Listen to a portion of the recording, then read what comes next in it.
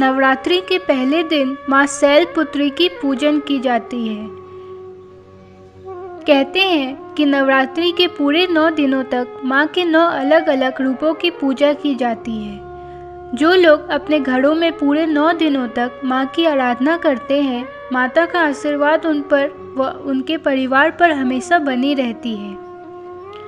आइए जानते हैं माँ शैलपुत्री की कथा। एक बार प्रजापति दक्ष ने एक बहुत बड़ा यज्ञ किया। इसमें उन्होंने सारे देवताओं को अपना अपना यज्ञ भाग प्राप्त करने के लिए निमंत्रण किया, लेकिन शंकर जी को उन्होंने इस यज्ञ में निमंत्रित नहीं किया। सती ने जब सुना कि उनके पिता एक अत्यंत विशाल यज्ञ का अनुष्ठान कर रहे हैं, तब वहां जाने के लिए उनका मन विकल हो गया। अपनी यह इच्छा उन्होंने शंकर जी को बताई। सारी बातों पर विचार करने के बाद उन्होंने कहा, प्रजापति दक्ष किसी कारण से हमसे नाराज हैं। अपने यज्ञ में उन्होंने सारे देवताओं को निमंत्रित किया है, उनके यज्ञ भाग भी उनसे समर्पित किए हैं, लेकिन हमें जानबूझकर नहीं बुलाया है, कोई सूचना तक नहीं भेजा। ऐसी स्थिति में तुम्हारा वहां जाना सही नहीं। शंकर जी के यह कहने से सती नहीं मानी।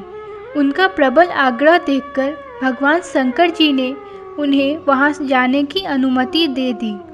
सती ने पिता के घर पहुंचकर देखा कि कोई भी उनसे आदर और प्रेम के साथ बातचीत नहीं कर रहा। केवल उनकी माता ने स्नेह से उन्हें गले लगाया।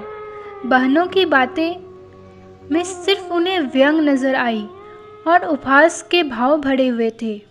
परिजनों के इस व्यवहार से उनके मन में बहुत दुख पहुंची। यह सब देखकर सती का हृदय क्षोभ, ग्लानि और क्रोध से संतप्त हो उठा। उन्होंने सोचा, भगवान शंकर की बात ना मान यहाँ आकर मैंने बहुत बड़ी गलती की। वे अपने पति शंकर भगवान के इस अपमान को सह न सकी।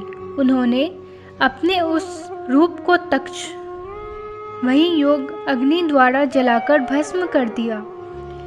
वज्रपात के समान इस दारुण दुखद घटना को सुनकर शंकर जी ने क्रोध हो अपने गणों को भेजकर दक्ष के यज्ञ का पूर्णतः विध्वंस करा दिया। सती ने योग अग्नि द्वारा अपने शरीर को भस्म कर अगले जन्म में शैलराज हिमालय की पुत्री के रूप में जन्म लिया। इसीलिए वे शैलपुत्री के नाम से विख्यात हुई।